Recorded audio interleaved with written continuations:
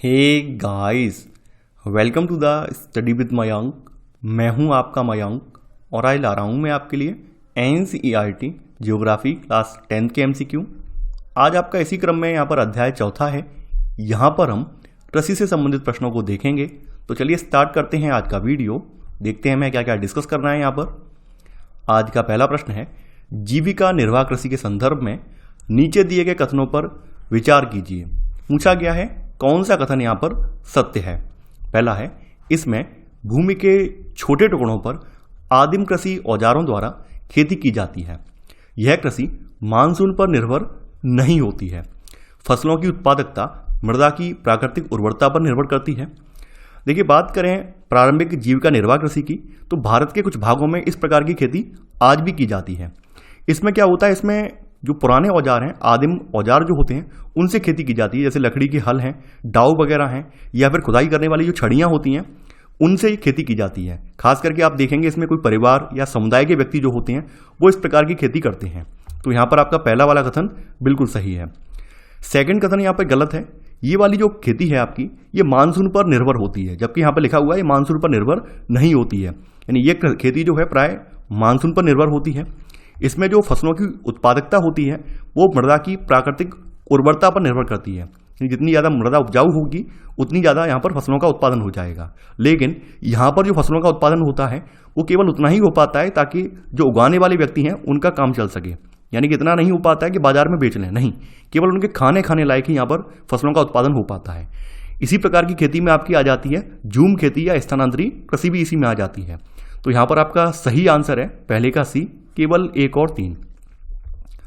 दूसरा प्रश्न है अब आपका, निम्न में से कौन सी विशेषताएं कर्तन दहन प्रणाली से संबंधित हैं। पहला है, किसान जमीन के टुकड़े साफ करके उन पर अनाज व अन्य खाद्य फसलें उगाते हैं।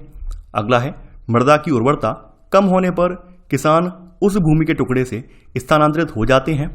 अगला है, इस प्रकार की कृषि में उत्पादकता अधिक होती है।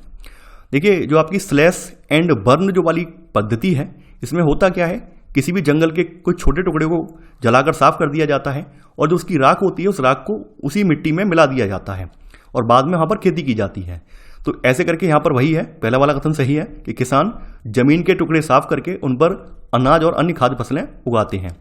अब देखिए, ये वहाँ पर फसलें तब तक उगाते हैं जब तक उस मिट्टी की उर्वरता बनी रहती है, और जैसे ही मिट्टी की उर्वरता खत्म हो जाती है फिर उस जमीन को ये पड़ती जमीन छोड़ देते हैं। कुछ सालों के लिए पड़ती जमीन छोड़ देते हैं और नई जगह के लिए ये लोग शिफ्ट कर जाते हैं, स्थानांतरित कर जाते हैं। तो यहाँ पर आपका सेकंड वाला कथन भी सही है।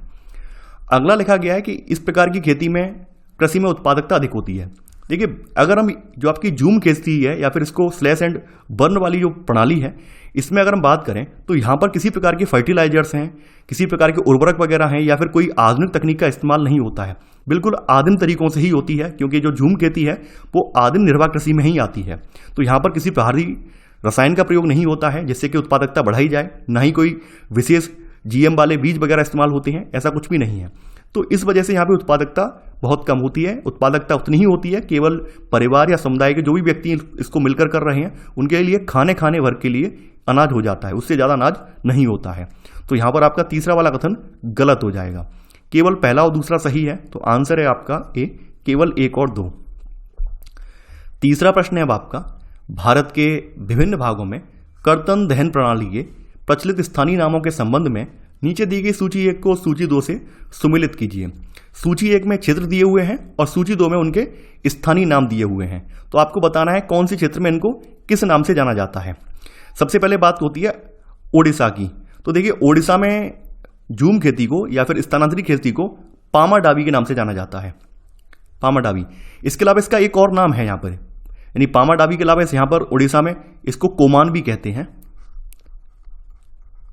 और एक नाम और है कोमान के अलावा बरीगा।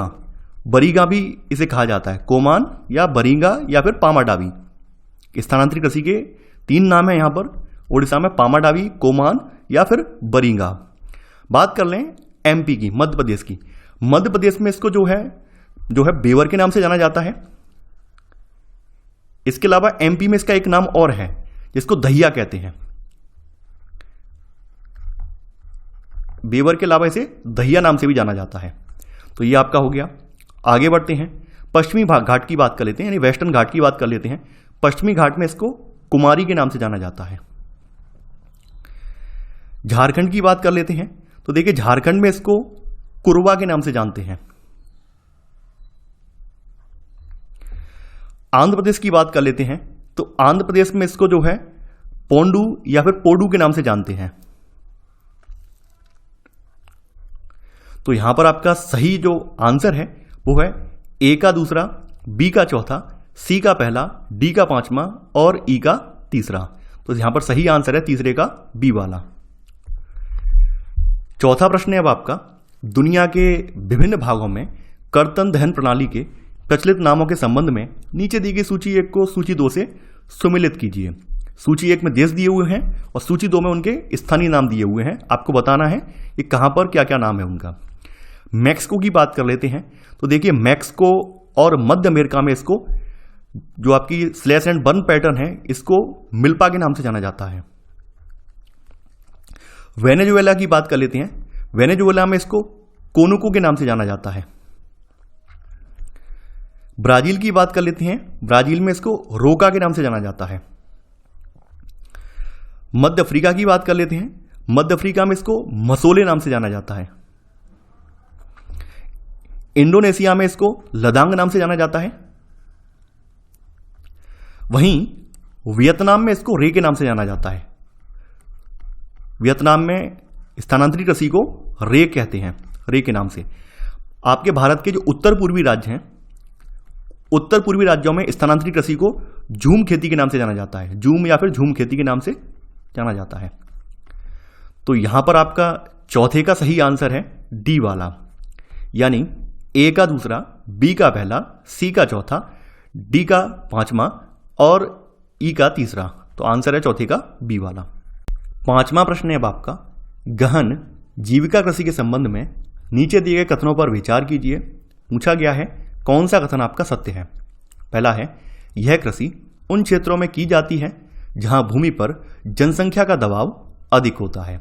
सेकंड, यह श्रम गहन खेती है जहां अधिक उत्पादन के लिए अधिक मात्रा में जैव रासायनिक निवेशों और सिंचाई का प्रयोग किया जाता है। देखिए ये जो गहन जीविका कृषि है ये खास करके उन क्षेत्रों में की जाती है जहां के किसानों के पास कोई वैकल्पिक रोजगार नहीं होता है और उन्हें सीमित जमीन से ही अधिक पैदावार हासिल करनी होती है। यानी कि यहाँ पर पहला वाला कथन बिल्कुल सही है कि यह कृषि उन क्षेत्रों में की जाती है जहां भूमि पर जनसंख्या का दबाव अधिक होता है। क्योंकि हमें यहाँ पर पैदावार अधिक लेनी है तो यहाँ पर क्या है, किसान ज़्यादा श्रम करता है, यानी श्रम गहन खेती बोली जाती है। और साथ ही साथ किसान क्या है, जो भी जैव रासायनिक तरीके हैं जैसे उन्नत किस्म के बीज हैं, खाद वगैरह है, इसका इस्तेमाल करता है और सिंचाई के विभिन्न तरीकों को भी यहाँ पर अपनाता है। तो यहाँ पर आपका दूसरा कथन भी सही है। एक और दो कथन दोनों ही सही हैं, तो आंसर है आपका सी, यानी एक और दो दोनों। छठवां प्रश्न है अब आपका, निम्नलिखित में से कौन सा उस कृषि प्रणाली को दर्शाता है जिसमें एक ही फसल लंबे चौड़े क्षेत्र में उगाई जाती है। स्थानांतरित कृषि में, रोपड़ कृषि में, बागवानी कृषि या गहन कृषि। देखिए रोपड़ कृषि एक प्रकार की वाणिज्यिक खेती होती है और इस प्रकार की खेती में लंबे चौड़े क्षेत्र में एकल फसल बोई जाती है। रोपड़ कृषि जो है ये व्यापक क्षेत्र में की जाती है। इसमें अत्यधिक पूंजी और भारी संख्या में श्रमिकों की सहायता भी लेनी पड़ती है। भारत में चाय, कॉफी, रबड़, गन्ना, केला इस प्रकार की महत्वपूर्ण रोपड़ फसलें हैं। तो यहां पर आपका सही आंसर है छठवें का बी वाला। ये वाला प्रश्न आपकी अभ्यास प्रश्नावली से है। सातवां प्रश्न है अब आपका, भारत में रोपड़ कृषि के संबंध में नीचे दिए गए कथनों पर विचार कीजिए।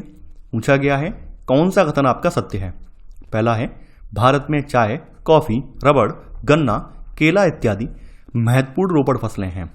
सेकंड, असम और उत्तरी बंगाल में कॉफी, कर्नाटक में चाय वहां की मुख्य रोपड़ फसलें हैं। देखिए पहला वाला स्टेटमेंट अभी छठवें वाले प्रश्न में ही मैंने इसकी व्याख्या की है, तो पहला वाला कथन बिल्कुल सही है। दूसरे वाले कथन पर अगर आप विचार करें तो आप ये पाएंगे असम और उत्तरी बंगाल किसके लिए, चाय उत्पादन के लिए, क्योंकि असम और बंगाल में चाय की फसल का रोपड़ किया गया है। वहीं कर्नाटक वाले रीजन में मुख्य रूप से किसका, कहवा यानी कॉफी का रोपड़ किया गया है। तो उस हिसाब से आपका सेकंड वाला जो कथन है ये गलत हो जाएगा। यानी असम और उत्तरी बंगाल में चाय और कर्नाटक में कहवा या कॉफी वहां की मुख्य रोपड़ फसलें हैं। तो यहां पर केवल पहला वाला सही है, तो आंसर है सातवें का ए, यानी केवल एक। आठवां प्रश्न है अब आपका, भारत में सस्य प्रारूप के संबंध में नीचे दिए गए कथनों पर विचार कीजिए। पूछा गया है कौन सा कथन आपका यहाँ पर असत्य है, यानी गलत कौन सा है। पहला है रबी की फसलों को शीत ऋतु में बोया जाता है, खरीफ की फसलें मानसून के आगमन के साथ बोई जाती हैं। रबी और खरीफ फसल ऋतुओं के बीच ग्रीष्म ऋतु में बोई जाने वाली फसल को जायद कहते हैं। देखिए, भारत में 3 सस्य ऋतुएं हैं, 3 क्रॉप पैटर्न हमारे यहाँ फॉलो किए जाते हैं, जिनमें आपकी जो रबी की फसलें होती हैं ये अक्टूबर से दिसंबर के महीने में बोई जाती हैं, यानी कि ये अक्टूबर से दिसंबर के महीने में ये बोई जाती हैं और ग्रीष्म ऋतु में अप्रैल से जून के मध्य ये काट ली जाती हैं। गेहूं, जौ, मटर, चना, सरसों ये आपकी कुछ मुख्य रबी फसलें हैं। तो यहाँ पर आपका पहला वाला कथन आपका बिल्कुल सही है। वहीं बात करें आपकी खरीफ फसलों की, तो खरीफ फसलें जो हैं मानसून के आगमन के साथ बोई जाती हैं, यानी जुलाई में करीब बोई जाती हैं और सितंबर अक्टूबर में ये काट ली जाती हैं, सितंबर अक्टूबर के बीच में ये काट ली जाती हैं। तो यहाँ पर आपका सेकंड कथन भी सही है। और आपकी खरीफ फसलों में चावल आ जाता है, मक्का आ जाती है, ज्वार, बाजरा, अरहर, मूंग, उड़द, कपास, जूट, मूंगफली, सोयाबीन इन सब में शामिल हैं। और वहीं जो रबी और खरीफ के बीच का समय होता है जिसको ग्रीष्म ऋतु कहा जाता है, इसमें जायद फसलें बोई जाती हैं। और जायद फसलों में खास करके आप ये देखेंगे जो आपके खीरा, तरबूज है या फिर जो भी सब्जियां वगैरह हैं, चारे की फसलें हैं, वो इस ऋतु में बोई जाती हैं। तो यहाँ पर आपका तीसरा वाला कथन भी सही है। यहाँ पर चूंकि एक भी कथन असत्य नहीं है तो आंसर होगा डी, यानी इनमें से कोई भी कथन असत्य नहीं है। 9वां प्रश्न है आपका, निम्नलिखित में से कौन सी रबी की फसल नहीं है? जौ, मटर, बाजरा, चना या सोयाबीन। देखिए, यहाँ पर जौ, मटर, चना ये आपकी रबी की फसलें हैं। वहीं बाजरा और सोयाबीन जो हैं ये आपकी किसकी? खरीफ की फसलें हैं। तो यहाँ पर आपका सही जो आंसर है आपका वो है सी वाला, यानी केवल 3 और 5 रबी की फसलें नहीं हैं। तो 9वें का आंसर है सी वाला। 10वां प्रश्न है आपका, निम्नलिखित में से कौन सी दलहन फसल मृदा की उर्वरता में कोई वृद्धि नहीं करती है? मटर, अरहर, इसको तुअर भी कहते हैं, मूंग, चना। फलीदार फसल होने के नाते अरहर को छोड़कर, यहां पर अरहर को निकाल दीजिए, बाद बाकी सभी जो फसलें हैं या दालें हैं ये वायु से नाइट्रोजन लेकर भूमि की उर्वरता को बढ़ाती हैं। अरहर ये काम नहीं करता। तो यहां पर आपका सही आंसर 10वें का भी, यानी अरहर जो है वायु से नाइट्रोजन लेकर भूमि की उर्वरता नहीं बढ़ाता है, बाद बाकी ये सब भूमि की उर्वरता बढ़ाने में सहायक है। तो यहां पर आपका सही आंसर है 10वें का बी। 11वां प्रश्न है आपका, भारत में शीत ऋतु में शीतोष्ण पश्चिमी विक्षोभों से होने वाली वर्षा किन फसलों के अधिक उत्पादन में सहायक होती है? धान, उड़द, गेहूं, मूंगफली।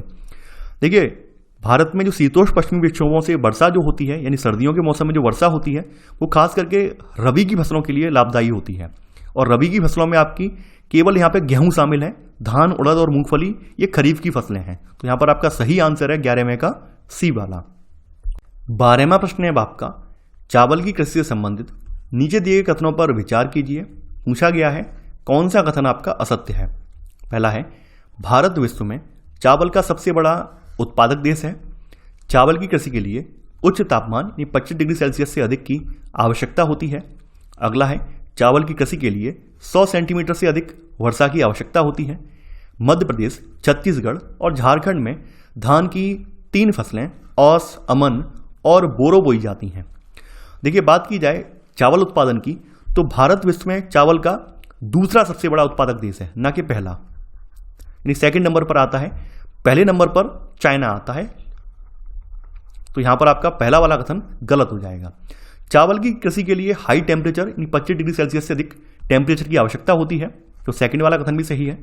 इसके अलावा चावल की खेती के लिए 100 सेंटीमीटर से अधिक वर्षा की आवश्यकता होती है।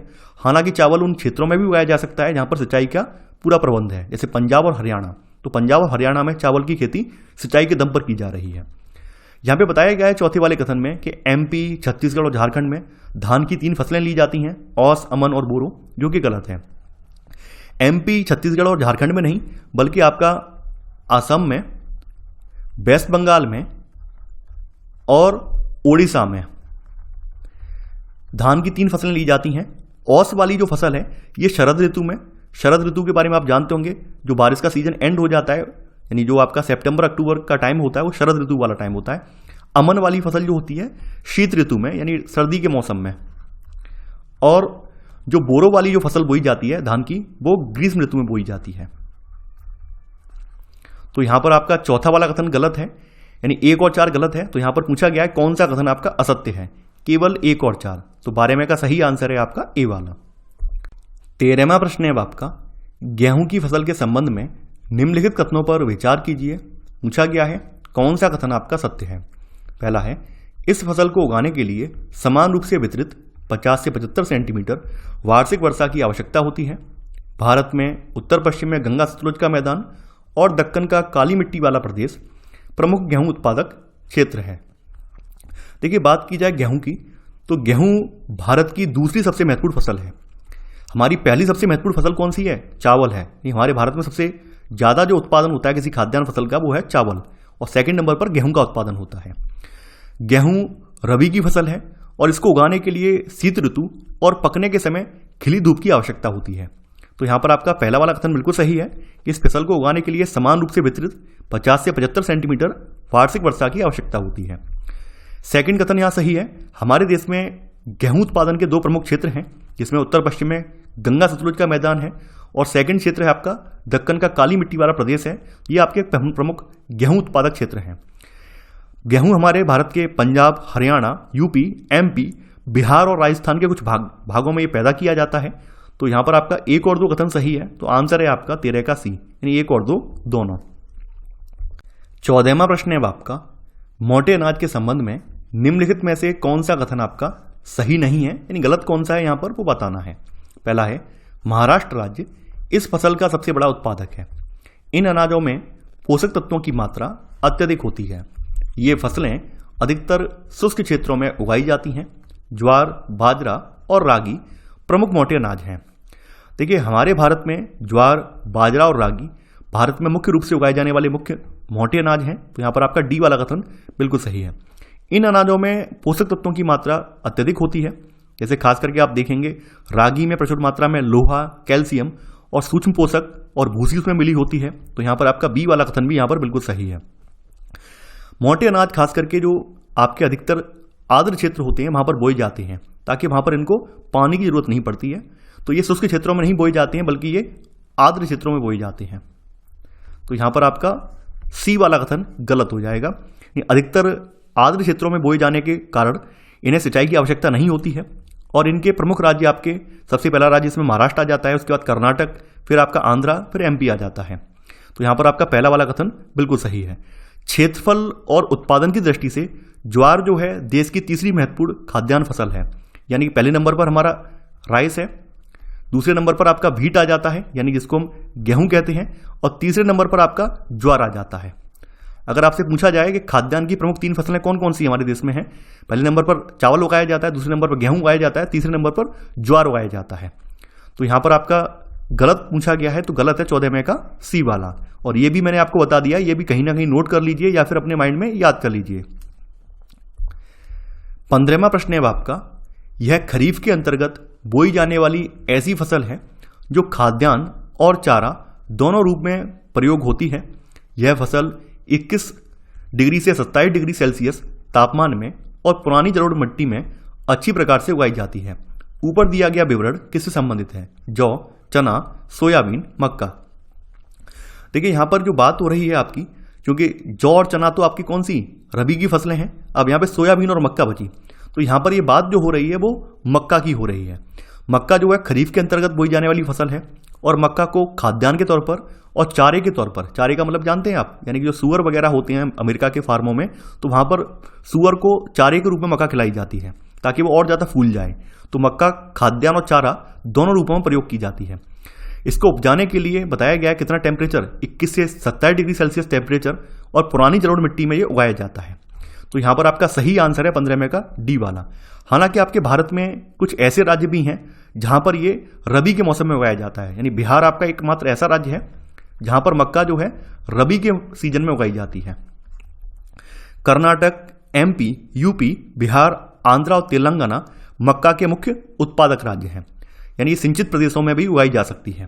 तो यहां पर आपका सही आंसर है 15वें का डी वाला। 16वां प्रश्न है आपका, दालों के उत्पादन के संदर्भ में नीचे दिए कथनों पर विचार कीजिए। पूछा गया है कौन सा कथन आपका सत्य है।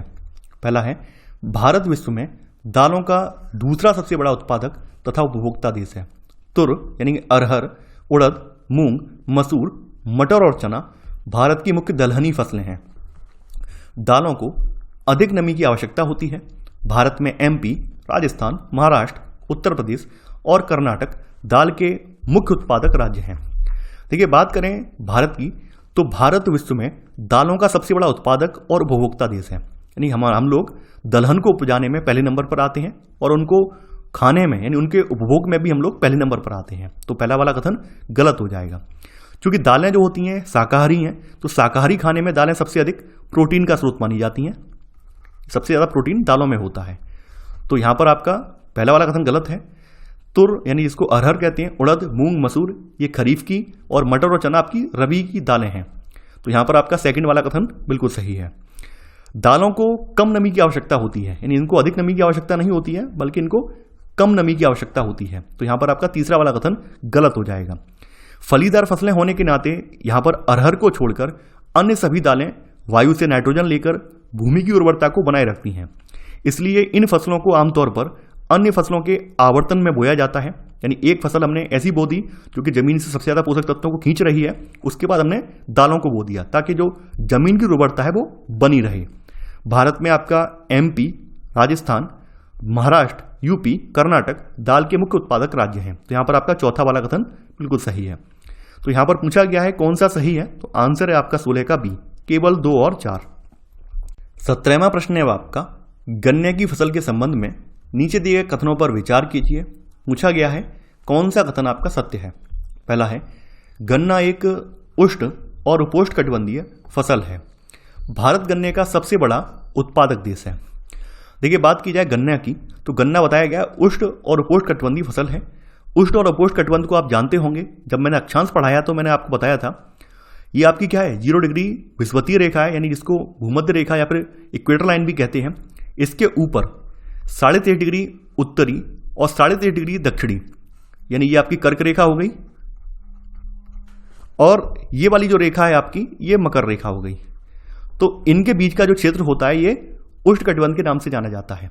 वहीं इनसे ऊपर उत्तर में भी 30 डिग्री के लगभग और दक्षिण में भी 30 डिग्री के लगभग ये जो क्षेत्र है 23.5 से लेकर 30 के बीच में, इसको उपोष्णकटिबंध के नाम से उत्तरी और दक्षिणी गोलार्ध में जाना जाता है।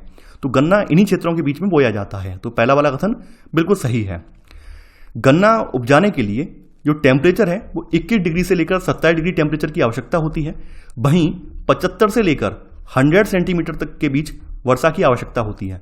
हालांकि गन्ना उन क्षेत्रों में भी उपजाया जाता है जहां पर सिंचाई के साधन उपलब्ध हैं। भारत गन्ने का सबसे बड़ा उत्पादक देश है, ये गलत है। ब्राजील जो है वो गन्ना उत्पादन में पहले नंबर पर आता है और भारत जो है सेकंड नंबर पर आता है। यहां पर केवल पहला वाला सही है, तो आंसर है 17 का ए, केवल 1। 18वां प्रश्न है आपका तिलहन की फसल के संबंध में नीचे दिए कथनों पर विचार कीजिए। पूछा गया है कौन सा कथन आपका सत्य है। पहला है भारत विश्व में सबसे बड़ा तिलहन उत्पादक देश है। इनका उपयोग खाद्य पदार्थ के रूप में तथा प्रसाधन उद्योग में कच्चे माल के रूप में किया जाता है। तिल उत्तरी भारत में खरीफ की फसल है और दक्षिणी भारत में ये रबी की। देखिए, 2016 में भारत चीन के बाद दूसरा सबसे बड़ा, यानी पहले नंबर पर नहीं आता है बल्कि सेकंड नंबर पर आता है, यानी दूसरा सबसे बड़ा तिलहन उत्पादक देश है। तो पहला वाला कथन गलत हो जाएगा। पहले नंबर पर आपका चाइना आता है, यहां पर भी चाइना आता है।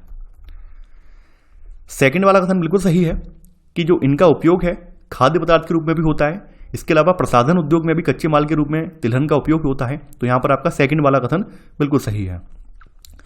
तिल जो है, तिल उत्तरी भारत में रबी की खरीफ की फसल है, वहीं ये दक्षिण भारत में रबी की फसल है। तो यहां पर आपका तीसरा वाला कथन बिल्कुल सही है। यहां पर आपका दूसरा तीसरा कथन सही है, तो आंसर है 18 में का सी वाला, केवल 2 और 3। 19वां प्रश्न है आपका भारत में मूंगफली उत्पादन के संदर्भ में नीचे दिए कथनों पर विचार कीजिए। पूछा गया है कौन सा कथन आपका सत्य है। मूंगफली रबी की फसल है तथा देश में मुख्य तिलहनों के कुल उत्पादन का आधा भाग इसी फसल से प्राप्त होता है। गुजरात जो है मूंगफली का प्रमुख उत्पादक राज्य है। देखिए, मूंगफली खरीफ की फसल है ना कि रबी की, तो यहां पर आपका पहला वाला कथन गलत हो जाएगा। ये मूंगफली खरीफ की फसल है और देश में मुख्य तिलहनों के कुल उत्पादन का आधा भाग जो होता है वो मूंगफली से आता है। गुजरात जो है मूंगफली उत्पादन में पहले नंबर पर है, तो यहाँ पर आपका सेकंड वाला कथन बिल्कुल सही है। गुजरात मूंगफली उत्पादन में पहला राज्य है। उसके बाद राजस्थान का नहीं, सेकंड नंबर पर आपका राजस्थान आता है, थर्ड पर आपका आंध्रा आता है, आंध्र प्रदेश आता है। तो यहां पर आपका सही जो आंसर है आपका 19 का बी वाला, केवल दूसरा वाला कथन यहां पर सही है। तो आंसर है आपका 19 का बी। 20वां प्रश्न है आपका, चाय की कृषि के संबंध में निम्नलिखित कथनों पर विचार कीजिए। पूछा गया है कौन सा कथन सत्य है। पहला है चाय का पौधा उष्ण और उपोष्णकटिबंधीय जलवायु में अच्छी तरह उगता है। चाय की फसल के लिए ह्यूमस और जीवाश्म युक्त मृदा उपयुक्त होती है। चाय की कोमल पत्तियों के विकास में वर्ष भर समान रूप से होने वाली वर्षा की बौछारें सहायक होती हैं। देखिए, चाय जो है आपके यहाँ एक रोपड़ कृषि का एक उदाहरण है। चाय का पौधा जो था अंग्रेज भारत में लेकर आए थे और ये एक महत्वपूर्ण पेय पदार्थ बन गया। चाय का पौधा जो है उष्ण और उपोष्णकटिबंधीय जलवायु में अच्छी तरह उगता है। चाय की फसल के लिए ह्यूमस और जीवाश्म युक्त गहरी मृदा उपयुक्त होती है। तो सेकंड वाला कथन भी सही है। इसके अलावा यहाँ पर आप ये देखेंगे चाय के पौधे की जो जड़ें होती हैं उनमें पानी भरना नहीं चाहिए। इसी वजह से इसकी खेती जो है ढलानों पे की जाती है, जहाँ पर वर्षा भी अच्छी खासी प्राप्त होती है और पानी भी इसकी जड़ों में भरता नहीं है। चाय की कोमल पत्तियों के विकास में वर्ष भर समान रूप से होने वाली वर्षा की बौछारें काफ़ी सहायक होती हैं। चाय को उगाने के लिए वर्ष भर कॉन्स्ट यानी गर्म, नम और पाला रहित जलवायु की आवश्यकता होती है। चाय का जो उद्योग है एक श्रम सघन उद्योग है, यानी इसमें बहुत ज़्यादा श्रम की आवश्यकता लगती है।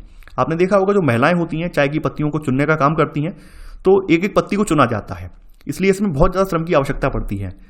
तो यहाँ पर आपका तीनों ही कथन आपके सही हैं, तो आंसर है आपका डी यानी कि उपरोक्त सभी। देखिए, 2016 के बाद भारत विश्व में चीन के बाद दूसरा सेकंड नंबर पर चाय का सबसे बड़ा उत्पादक देश है। पहले नंबर पर चाइना है चाय के उत्पादन में, और सेकंड नंबर पर आपका इंडिया आ जाता है। चाय के पौधे का जो ऑरिजिन है वो चाइना में माना जाता है। ये चाय जो थी चाइना का पेय पदार्थ था। तो यहां पर आपके सभी कथन सही हैं, तो आंसर है 20 का डी यानी उपरोक्त सभी। 21वां प्रश्न है अब आपका, भारत में कहवा उत्पादन के संदर्भ में नीचे दिए गए कथनों पर विचार कीजिए। पूछा गया है कौन सा कथन आपका असत्य है। पहला है हमारे देश में रोबस्टा किस्म की कॉफी पैदा की जाती है जो आरंभ में दक्षिण अफ्रीका से लाई गई थी। भारत में इसकी कृषि की शुरुआत बाबा बूदन पहाड़ियों से हुई। भारत में सबसे अधिक कॉफी उत्पादन केरल राज्य में होता है।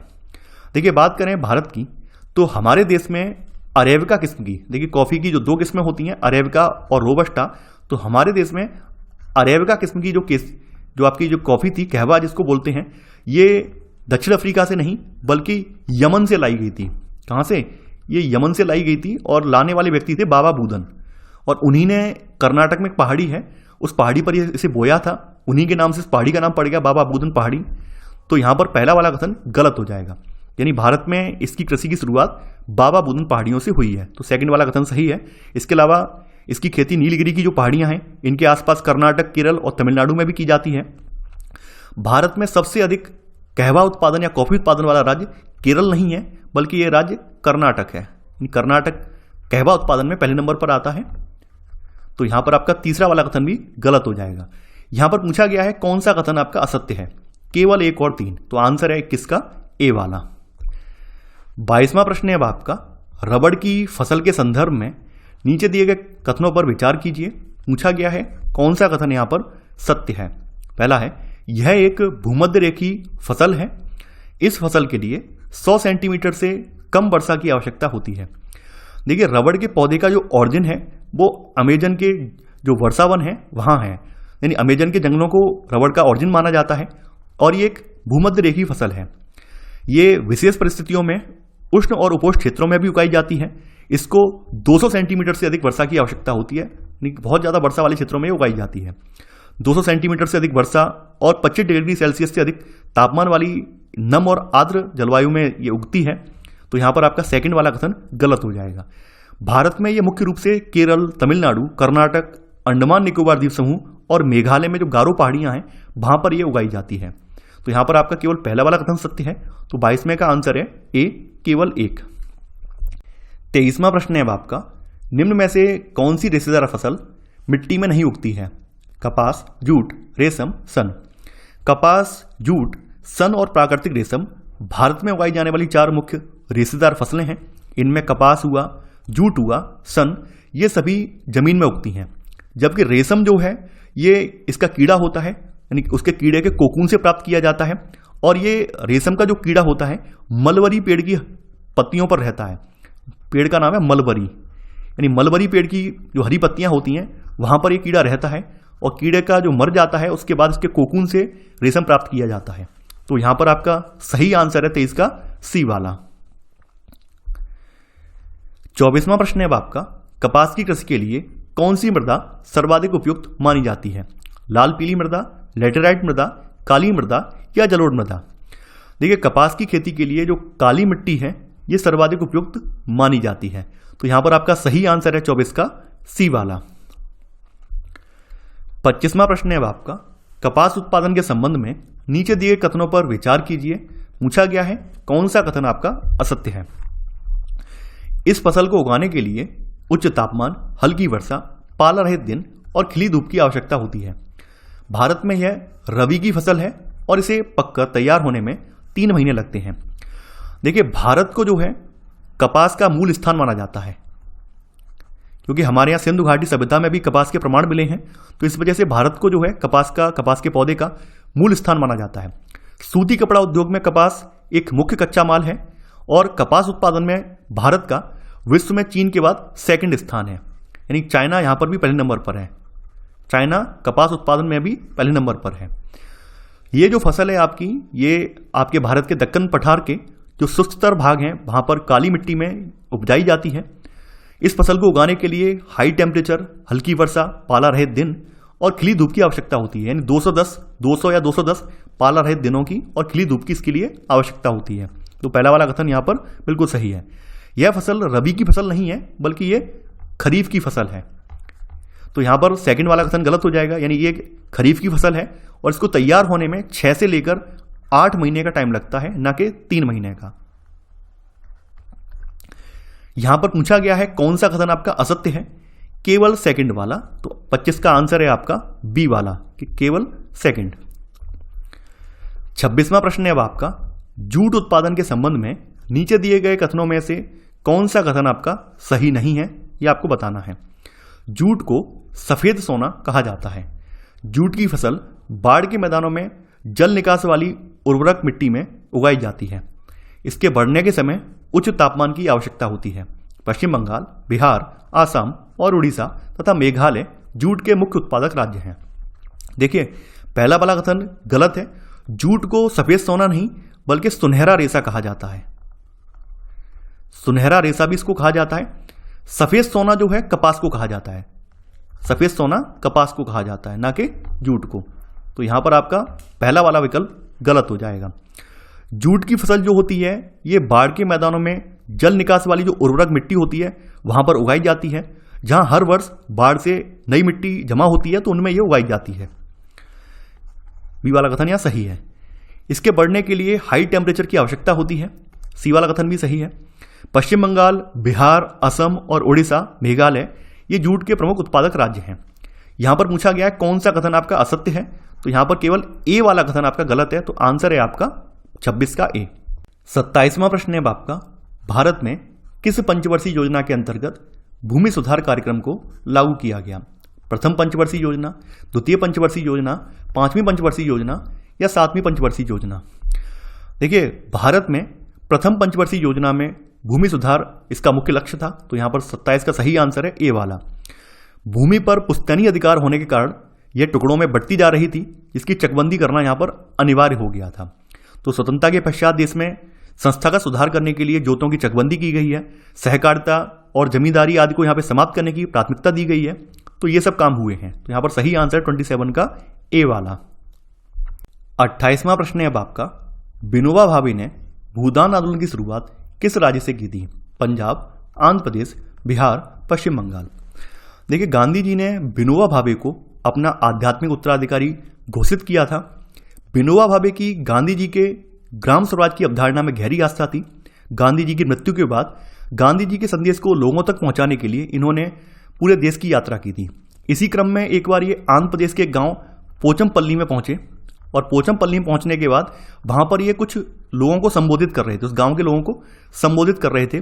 उसी दौरान गांव के कुछ भूमिहीन गरीब ग्रामीण जो हैं ये खड़े हो जाते हैं और इनसे आर्थिक भरण पोषण के लिए कुछ भूमि मांगते हैं। हालांकि उस समय तत्काल में तो ये कुछ बोल नहीं पाते हैं, लेकिन इनके बगल में ही एक व्यक्ति बैठे होते हैं, इनका नाम था रामचंद्र रेड्डी। तो रामचंद्र रेड्डी उठ खड़े होते हैं तत्काल और वो अपनी 80 एकड़ जमीन भूमिहीन गरीबों में बांटने की पेशकश करते हैं। तो ऐसे करके यहीं से भूदान आंदोलन की नींव पड़ती है। तो यहां पर आपका सही आंसर है 28 का बी वाला, आंध्र प्रदेश। 29वां प्रश्न है अब आपका, निम्नलिखित में से किस आंदोलन को रक्तहीन क्रांति की संज्ञा दी गई है? असहयोग आंदोलन, चिपको आंदोलन, भूदान आंदोलन या नर्मदा बचाओ आंदोलन? देखिए, इसमें भूदान आंदोलन को रक्तहीन क्रांति की संज्ञा दी गई है क्योंकि भूदान आंदोलन के लिए किसी प्रकार का खून नहीं बहाना पड़ा है, न ही किसी प्रकार का संघर्ष करना पड़ा है। लोगों ने अपनी जो जमींदार थे उन्होंने अपनी जमीन स्वतः ही दान की है। तो यहां पर आपका सही आंसर है 29 का सी वाला, यानी भूदान आंदोलन। 30वां प्रश्न है अब आपका, नीचे दिए कथनों पर विचार कीजिए। पूछा गया है कौन सा कथन आपका सत्य है। यहां पर आपको बताना है कौन सा सत्य है। पहला है, आजादी के बाद से सकल घरेलू उत्पाद में कृषि के योगदान का अनुपात लगातार बढ़ रहा है। देश में सर्वाधिक लोगों को सेवा क्षेत्र में रोजगार प्राप्त हो रहा है।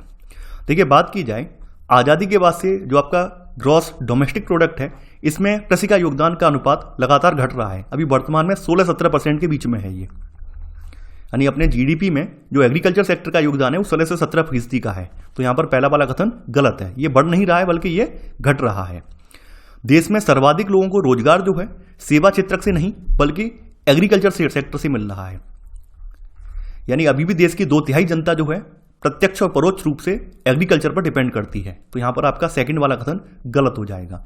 यहां पर एक और दो कथन दोनों ही गलत हैं, तो यहां पर आंसर होगा डी, ना तो एक सही है और ना ही दो। तो 30 का आंसर है आपका डी वाला। 31वां प्रश्न है अब आपका, निम्न में से कौन सी बायोडीजल फसल है? शतावर, जट्रोफा, जोजोबा, मक्का, शकरकंद।